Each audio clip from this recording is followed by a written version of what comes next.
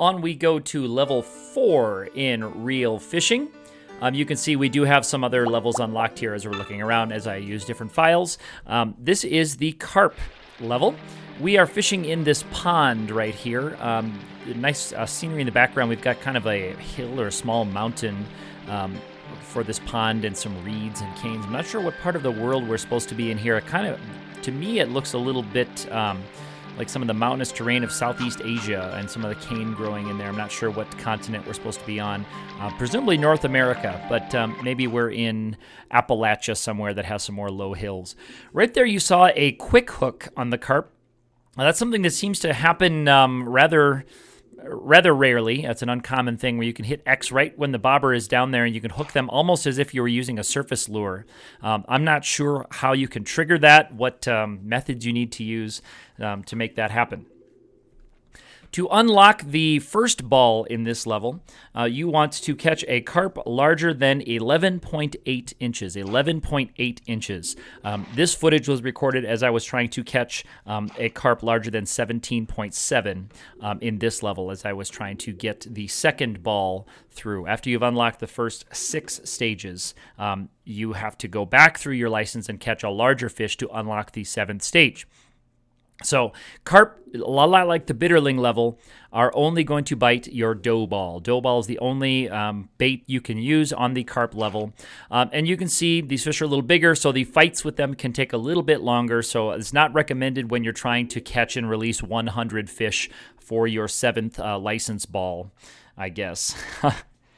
So they're not ideal for that, but you do need to catch the larger ones there, and the pond level is a pleasant one to watch. Do check out the Reel Fishing Relaxation link in the description if you want to see just 15 minutes of the levels with the music playing. I find it's a nice way to just enjoy some of the moving JPEGs that this PS1 era game has for you. So after we catch this carp, we're going to look at more about the level and how to hook the carp. They hook a little bit differently than the bitterling, although I do find that the level plays out a lot the same as the bitterling level. They will come at your dough ball, and you're looking for a certain kind of body movement for that carp. So we're going to tie on a fresh dough ball. That's the only bait we're using right here. You can move your bobber around once it's been cast out. And so you can see I'm putting it in place there. There's a carp right there. It's got a couple of pulls at it. It pulls itself into the bait just a little bit more when it's actually ready to be hooked, and your window to hit that X button is pretty narrow when that happens, so you do have to watch fairly carefully to hit that button as soon as the fish slides itself a little bit, because it will do some number of those pull-off attempts where it'll come in and out, in and out, in and out, and then when it slides its body a little bit farther and does that little extra tail motion up and down, you have a window to set the hook on the fish. So this one was caught fairly quickly, 11 inches, and again, that would be pretty close to the size to unlock the ball on the first time through this level. Here's another one, come from the other side.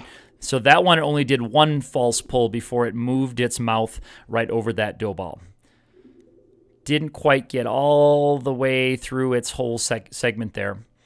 So the carp level, though, is pretty straightforward. There's really not much else going on here. So as we go through, you're looking for, again, a carp of 11.8 for the first time through. And then you're looking for a carp of 17.7 as you're going through the second time to unlock that final ball of your second time through the license and get the last level. The last level, of course, is the waterfall level where you can catch the salmon.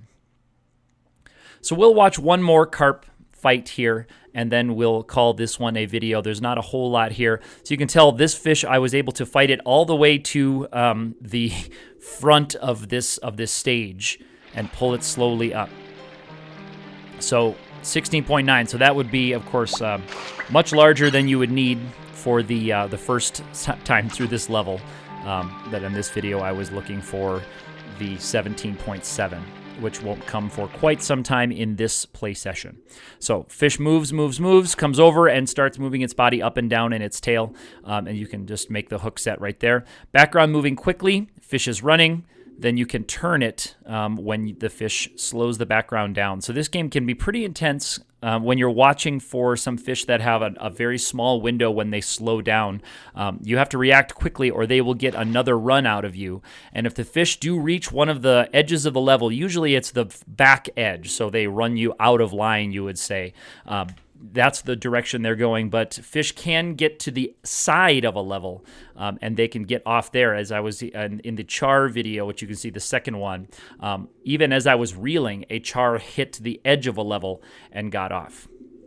So the game does seem to track where the fish is on the screen once you reach this underwater segment, although that information is hidden from the player, which can be a little frustrating. And some of the more challenging fish, I found this happened a lot with the cutthroat trout that we'll see in a couple of levels from here. It seems like a good number of them would get on the hook, they would run, they would thrash, they would run, they would thrash, they would run, and they would get to the end of the level and get off the hook. That doesn't seem to happen as much with the carp here, and you can see right there, I tried a trick that you can do sometimes, and I lost that fish because of it.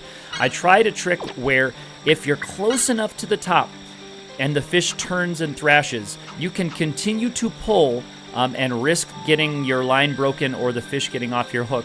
But if you can get them to the surface while they're thrashing, you can still catch them. So there I tried that, but after that fraction of a second or about a second of pulling, I decided I couldn't quite get it. Sometimes you can do it that way, and that fish I missed. But sometimes you can, when a fish thrashes up near the top, you can kind of establish a point of no return and keep pulling, but sometimes the fish thrash will be a little slower one that will allow you to pull it up through. Sometimes it'll be a faster one where they'll turn you harder or faster than you're able to get them up and out. There was another quick hook, as you saw. So we saw one at the beginning, and there was another one, the quick hook, where the bobber went down. I hit the X button at the right time, and boom, we didn't have to go through the hook sequence right here. And that's not something that is covered in the manual of this game. That's something that you just will see. And that's one of the frustrating but interesting things about games like this, that they give you incomplete information. Sometimes it's on purpose. Sometimes I think it's probably just things that are omitted or not translated correctly. And it gives you a richer experience because of it, though, because you sometimes have options that you don't know are there, or there's gameplay elements that aren't all expressed and explicit right up front. And something that some modern games don't have as much as they did then. Part of it's because of the more complete information we have access to. So let's go ahead and catch this carp, and we will call this a video, and then we will be going on to the lake next time. The lake is a little bit more complex level, a little more than we've had so far. Our selections are a little wider, and of course our species selection is a little bit wider here. One thing they did not really do very well is having multiple species in each pool of this level, something that they would remedy as they got onto some of the sequels to this game. They would have multiple species in more than just one level of the game. And this one, we don't have the sound of the reel reeling because we are using a cane pole, by the way. So we're going to release that carp, and we're going to call this a video. So we will see you next time at the lake.